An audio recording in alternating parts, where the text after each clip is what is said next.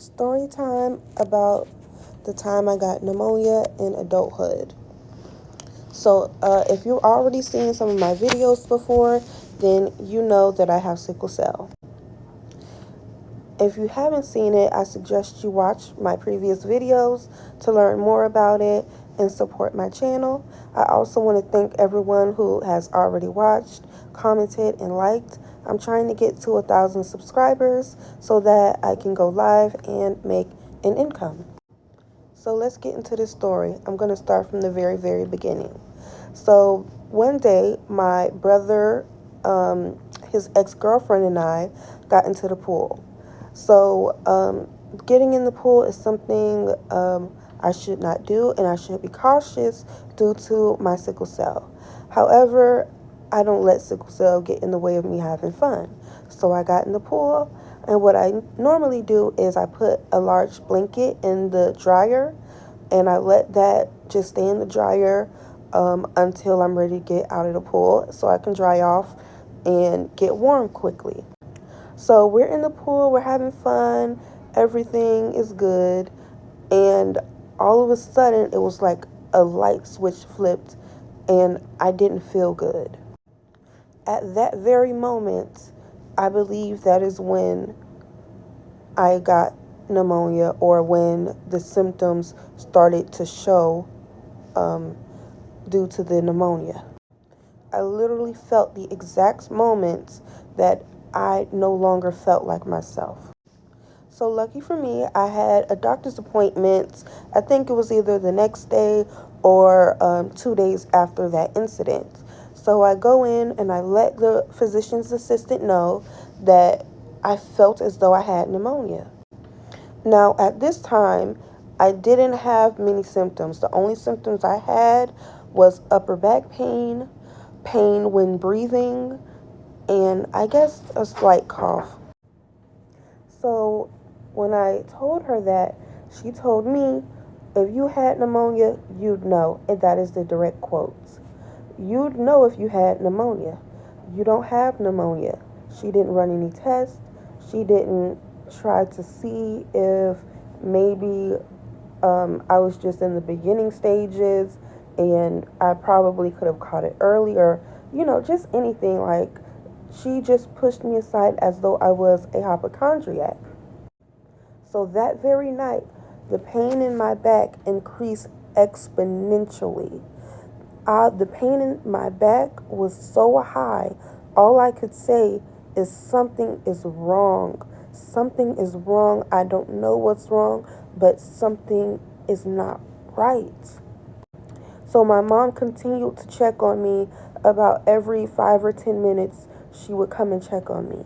At this time, we only had one car, and my dad left the house, and he had the car, so I didn't have a ride to the hospital.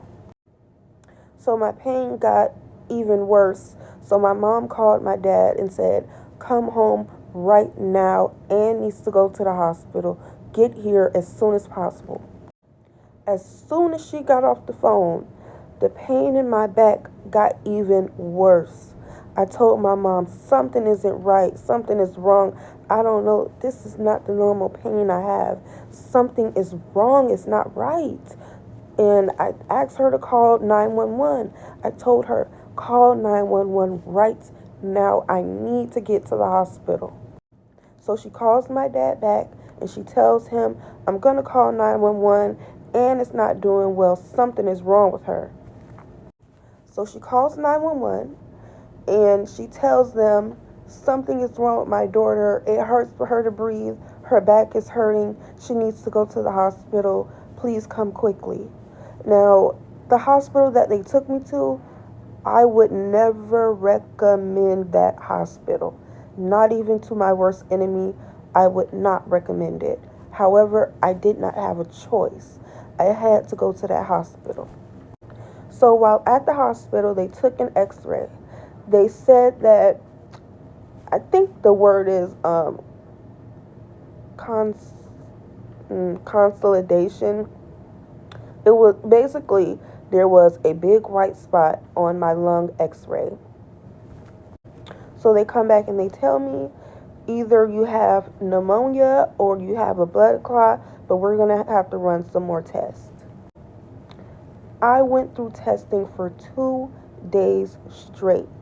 They tested me. They did x-rays. They did MRIs, CT scans, the whole 9 yards. They swabbed my nose. They swabbed my throat, everything. So they finally tell me, okay, Andrea, you have pneumonia.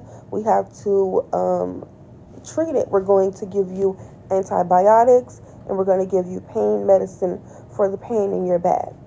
Now, just a little added context. I had a neighbor. It was not a single room. My neighbor, she was an older white lady, very sweet. I believe that she may have been going through some form of dementia or Alzheimer's, because the longer I stayed, the less she became aware of her surroundings. So for 3 days, maybe 4, I was on antibiotics and it did absolutely nothing. So they called the infectious disease doctor. So the infectious disease doctor got me to spit in a cup. Now, let me give you a little context. I can barely spit. Whenever I try to spit up mucus, I immediately gag and it feels as though I'm going to throw up. I'm just not a spitter. And I know it's disgusting, but when I cough and I have mucus, I have to swallow because I just cannot spit. My mom has tried to teach me. I just can't do it. This time, because I knew it was so important, and I felt because the pain was so bad and because my breathing was so bad, I felt as though it was a life or death situation and I had to somehow spit.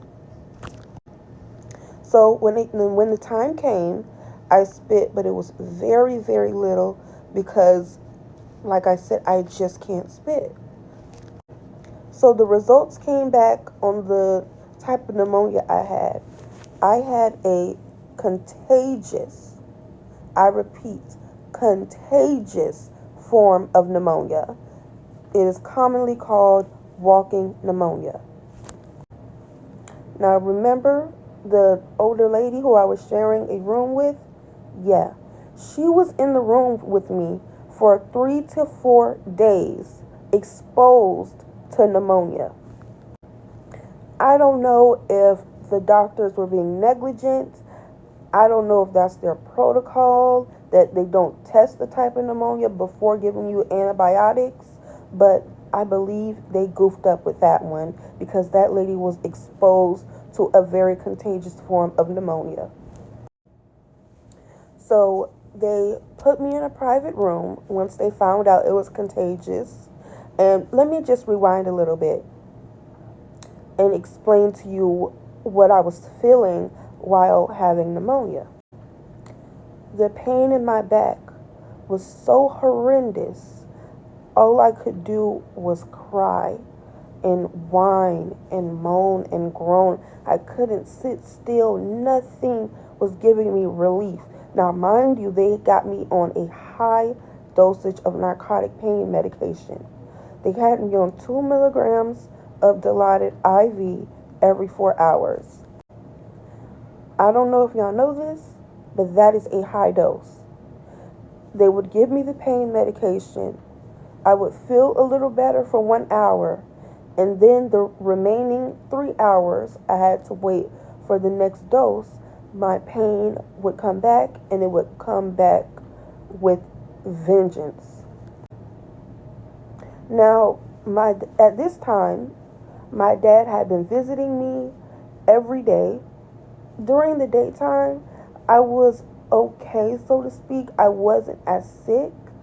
However, during the nighttime, the pneumonia symptoms got so terrible. I mean, terrible.